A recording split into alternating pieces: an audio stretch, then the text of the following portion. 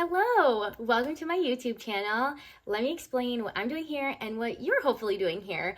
I'm 28, about to turn 29, and my 20s have been the worst years of my life. Like last year, my 28th year, was to this date the worst year of my literal entire life, not even to be dramatic. And I think it is such a common experience that people have in their 20s and they're just not talking about it on the internet. So I'm here to talk about it on the internet. I'm also a super creative person.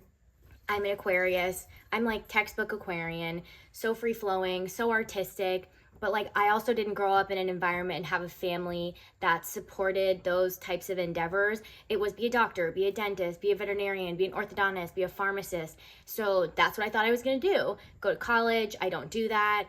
And then it has just been grasping at straws. And I just have been fumbling around in the dark trying to find the light switch. And I know that there are millions of other people who feel like this. They're just like not talking about it. And even now in 2025, I also feel like the influencer space in social media is still predominantly white. And if you couldn't tell, I am not white. I am Latina. I'm 50% Puerto Rican and 50% Panamanian. And I'm so proud of that. So I also want to be here to show other brown and black girls they're not just predominantly like white people in this space. Like, I really hope that it starts to change to be more diverse and more inclusive as we move forward. It's also really important to me to stay up to date with what's going on politically. I voted proudly and loudly for Kamala Harris.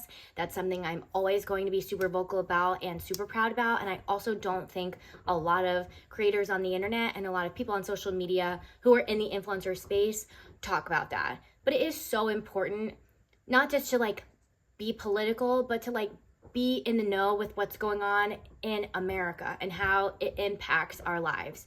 And I think it's really important and you should be really proud of that. So if you did vote for Kamala Harris, shout out, you're amazing.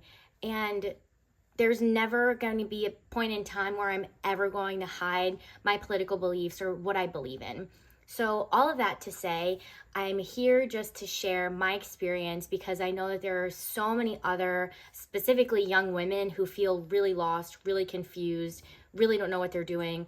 And on top of that, I got laid off a couple years ago. I now work at a wine bar. I really like my job. I'm really happy doing that. And I never thought I wouldn't have a corporate job. I thought I would have a ton of disposable income and be married and have my own house by the time I'm turning 29. And I think it is so common, and I live at home also. Now I live at home because I don't have my fancy corporate job that afforded me to live in my fancy apartment, and that's okay. And again, it's fine to like be in a transition period of your life, but it feels really lonely and it feels really isolating when you see on the internet all these people doing really cool, fancy influencer things, and they're kind of at the end of their like transition period and you're seeing a lot of the results of their hard work. And I am really in the thick of it and don't know what I'm doing and don't know where it's going to take me, but I think it's important to showcase that. I'm also an artist. I'm super creative, and I think corporate America was not an environment and a place that fosters any type of creative person. And I don't hear literally anybody talking about that. So that's also super important to me. And I'm still figuring out what it means to be an artist. And I'm still figuring out what it means to live a creative life. I love reaching for The Creative Act by Rick Rubin. I think that book speaks to what it's like being an artist and having a creative process and the pressure it feels like you're under all the time to like achieve this high level of success and perfection. And I think that's really important to speak about too. I love so many different things. I love interior design. I love decorating. I love drawing. I love painting. I love cooking. I love baking. I love gardening. I love horses. I love animals. And specifically, American society, that is not valued. They're like, we need you to be a banker. We need you to work in finance. We need you to make money for the man. And I don't fit that mold, and that's totally okay. And I know that there are millions of other people who also don't fit that mold, but feel really alone. So I just want this to be a space where all of these people can congregate and feel seen and feel heard and feel validated in their experience of like feeling really confused and feeling really lonely and just not really knowing what they're doing, but like really trying their best and figuring out what you want for your life versus like what your friends are doing. Me being single, losing my job, I was not the maid of honor. I was a bridesmaid in my best friend's wedding last year. And then another one of my best friends got married last year. And to have the worst year of your life and then to show up for all these people in your life that you love who are doing all these amazing things, like that was really, really hard.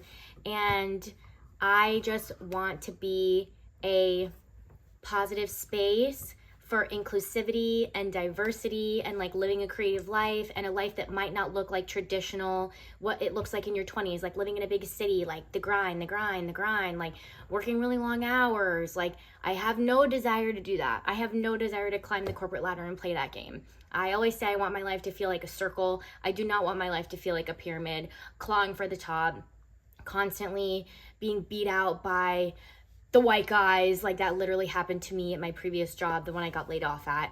And it's just a lot of really life-shaping experiences, and they're really hard. They're really, really hard. And my 20s have been immeasurably hard, and I just want to talk about it now because I feel like I am able to share my experience now that I'm on the other side of a lot of those things, but I'm still figuring a lot of things out. Now on to some fun stuff.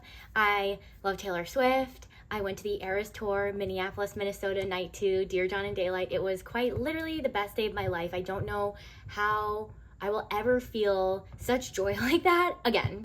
I have a French bulldog. Her name is Pam. Her full name is Palmer. And then I adopted a cat from the animal shelter a couple summers ago. His name is Dash, and he is just the sweetest boy ever. I ride horses a couple times a week, and one day I would love to have my own horse. I just like really want to live a quiet, peaceful Ina Garten level life. I just finished reading her book. I want to be a better reader this year. I've read all but one of Emily Henry's books, and I have a big stack of books I want to read that are specifically focused on education and just becoming more educated on like current events and politics and policy and things like that.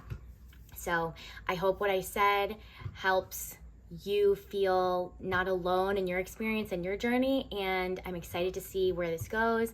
And yeah, I just really hope that this can be a place where all of the messiness and all of the chaos from life can live, but know that you're not doing it by yourself and it's not all going down the drain. Like all of your hardships and all of the really hard things that you're going through, there are a lot of other people going through these things. They're just not talking about it, but I am here to share my experience and in hopes that you guys feel the same.